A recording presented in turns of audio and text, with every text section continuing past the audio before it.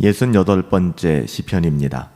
시편 68편 1절부터 35절까지의 말씀을 가지고 하나님의 임재를 갈망하는 마음, 하나님의 임재를 갈망하는 마음이라는 제목으로 하나님의 말씀을 함께 상고합시다.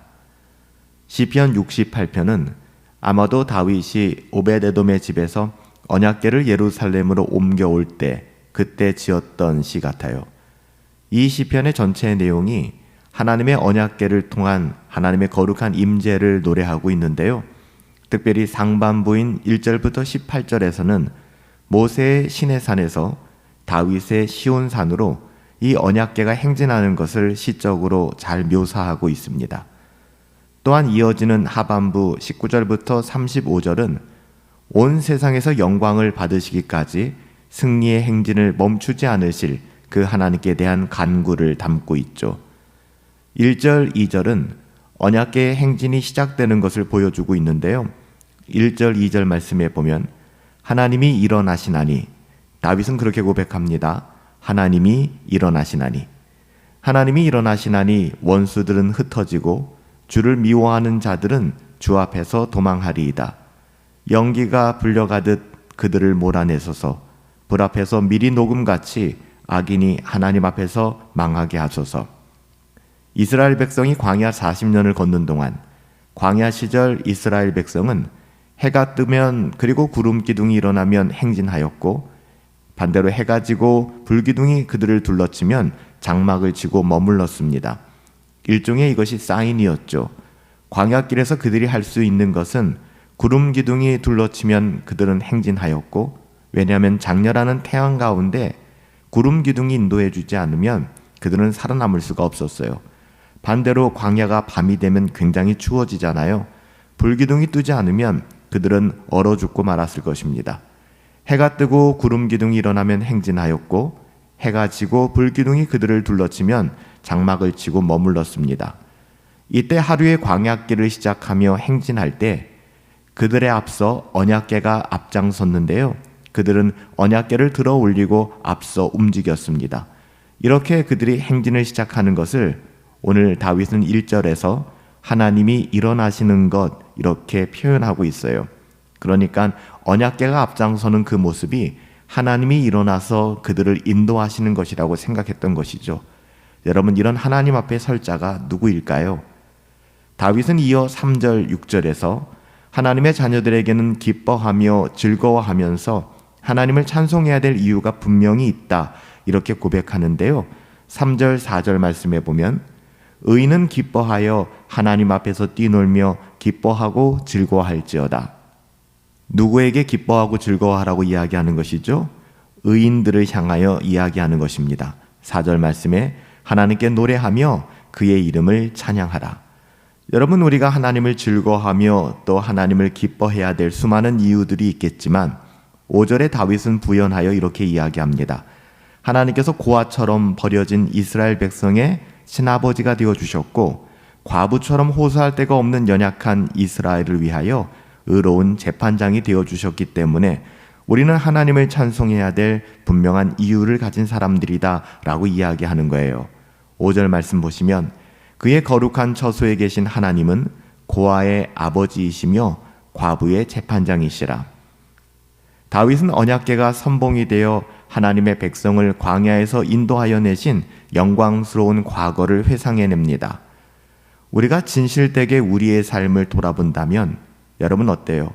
하나님께서 우리들의 모든 필요를 채워주셨잖아요. 하나님의 그 풍성하심을 따라 은혜를 베풀어 주셨다는 것, 여러분 우리는 그렇게 고백할 수밖에 없지 않을까요? 다윗은 이런 하나님을 기억하며 감사하고 있는 것입니다. 이뿐인가요? 이스라엘은 모든 전쟁에서 하나님의 임재와 도우심으로 인하여 승승장구하였습니다. 심지어 그들은 연약한 여자들까지도 전쟁의 모든 탈취물들을 나눌 만큼 그렇게 풍성한 엄청난 승리를 경험했노라 이렇게 고백하죠. 12절 말씀에 여러 군대의 왕들이 도망하고 도망하니 집에 있던 여자들도 탈취물을 나누는도다. 이런 하나님의 거룩하신 임재, 하나님의 언약궤의 행진은 드디어 시온산에 가까이 왔습니다. 다윗과 무리들은 더욱 큰 소리로 하나님을 찬송하기 시작하죠. 사실 시온산보다 더 크고 높은 산들은 이스라엘에 많이 있었어요. 특별히 바산의 산들은 이스라엘에서 가장 높은 산들 중에 하나죠. 그래서 이스라엘 사람들은 15절 말씀에 보면 바산의 산을 큰 산이라고 불렀습니다. 하지만 하나님께서는 바산의 그 큰 산이 아닌 시온산을 영영히 거하시며 통치하실 하나님의 산으로 지목하셨어요. 그러기에 그 어떤 외형적으로 높은 산들도 시온산에 비교될 수 없다는 것이죠. 하나님의 영광이 그곳에 깃들어 있기 때문입니다. 언약궤가 시온산 정상에 오르는 모습은 마치 예수님께서 승천하여 하나님의 거룩한 통치의 보좌에 오르시는 모습에 비유되고 있어요. 그래서 사도 바울은 성령의 영감으로 그리스도께서 승천하셔서 영광의 보좌에 앉으신 후에 교회에 각양 은사를 주시는 모습을 오늘 시편 68편 18절을 통하여 인용하고 있습니다. 십자가에서 죽으심으로 우리의 죄를 속량하신 주님, 구원의 하나님께서는 더불어 날마다 우리의 짐을 함께 져주시는 하나님이다 라고 말씀하고 있는데요. 19절 말씀에 보면 날마다 우리의 짐을 지시는 주, 곧 우리의 구원이신 하나님을 찬송할지로다. 여러분, 그래요. 하나님께서는 우리의 모든 무거운 짐을 결코 혼자 내버려 두지 않습니다.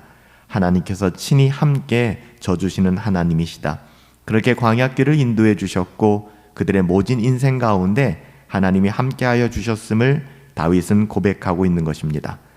이렇게 산 정상에서 권능의 하나님이 공의로 세상을 다스리시니 죽게 피하는 자들은 구원을 얻게 될 것이고요. 그 반대로 원수들은 심판을 면치 못하게 될 것입니다. 다윗이 보고 있는 언약궤의 행진은 주님 자신의 행차하심과 같았어요. 24절 말씀에 보면 하나님이여 그들이 주께서 행차하심을 보았으니 곧 나의 하나님 나의 왕이 성소로 행차하시는 것이라. 모든 지파, 모든 지도자들이 다 그 언약궤 주님의 행차를 따르고 있습니다. 주의 임재 앞에는 분열이나 다툼이 없죠. 주님이 앞장서 나가시면 단순히 주님을 따라가면 되는 것입니다. 하나님의 언약궤가 일어나고 하나님의 임재가 역사하시면 우리는 순종하면 되는 거예요. 눈먼 믿음이 눈먼 순종을 만들어내는 것처럼 여러분, 주의 임재 앞에는 결코 분열이나 다툼이 있을 수 없다는 것이죠. 언약궤로 하나님의 임재를 누리는 하나님의 백성은 더 넓은 땅을 정복하여 얻게 될 것입니다. 많은 왕이 하나님께 복종하여 예물을 드리게 될 거예요. 다윗은 마지막으로 하나님을 찬양합니다. 32절부터 35절에 보면 끝없이 다윗은 하나님을 높여드리고 있는데요. 또한 자기나 이스라엘 백성뿐만 아니라 이 찬송이 땅의 열방까지 이르러 땅의 열방이 하나님을 찬송할 것을 초청하고 있어요. 32절 말씀이죠. 땅의 왕국들아 하나님께 노래하고 주를 찬송할지어다. 모든 능력의 근원이신 하나님이 이스라엘 위에 계시다는 사실 때문에 다윗은 감사와 찬송을 하나님께 돌리고 있는 것이죠.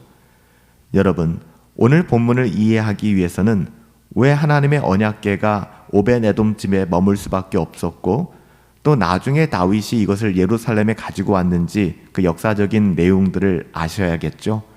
사사기 시대를 지내며 암울했던 이스라엘의 역사, 그동안 블레셋에게 하나님의 언약궤마저 빼앗겼던 그 불행했던 암흑했던 시기, 다윗은 이제 그 시대를 청산하며 하나님의 언약궤를 예루살렘으로 모셔오며 얼마나 이것을 노래하고 갈망했는지 몰라요. 다윗은 자신의 삶에 있어서 이것이 소원함이었습니다. 이로 말미암아 다윗은 하나님의 성전을 건축하는 것을 꿈꾸게 되었던 것이죠. 다윗의 마음은 항상 하나님을 향하여 있었습니다. 하나님께서는 이런 그의 마음을 기뻐하셨다라고 기록하죠. 내 마음에 합한 자라. 하나님께서 어떤 마음을 즐거워하는지 기뻐하는지 우리는 자세히 생각해 볼 필요가 있습니다. 이런 다윗의 마음은 하나님의 임재 가운데 있기를 소원하는 그런 마음이었어요. 이런 마음이 다윗의 평생을 지배하였죠. 여러분 어때요? 우리도 이런 마음을 가지고 있습니까? 하나님을 갈망하며 하나님의 임재를 갈망하며 그분께 영광을 돌리려는 마음, 그 은혜에 마땅한 마음과 갈망이 우리 가운데 있는지 날마다 돌아보며 우리의 마음을 하나님께 두고 하나님께 그 마음이 합한 사람, 하나님의 임재를 갈망하는 그런 은혜의 삶을 살아갈 수 있기를 예수님의 이름으로 축복합니다. 지금도 온 세상을 다스리시고 역사하시는 영광의 아버지 하나님, 저희를 위하여 죽으시고 부활하사 영광의 보좌에 오르신 예수님, 지금도 저희 안에 저희의 마음을 주장하시고 다스리시는 거룩하신 성령님, 이 땅을 사는 동안 다윗처럼 오직 하나님의 임재만을 사모하고 갈망하며 구하며 결국 모든 것을 하나님의 주권대로 이루실 하나님만을 바라보며 모든 영광 삼위 하나님께 돌리며 살아갈 수 있도록 은혜를 베풀어 주시옵소서. 하나님의 언약궤, 하나님의 거룩하신 능력, 하나님의 임재를 사모하게 하시고 하나님의 임재를 날마다 갈망하는 마음 가지고 살아갈 수 있도록 우리의 영혼을 주장하여 주시옵소서. 존귀하신 예수님의 이름으로 기도하옵나이다. 아멘. 하나님의 임재를 갈망하며 하나님의 임재 안에 머물러 살아갈 수 있게 되기를 예수님의 이름으로 축복합니다.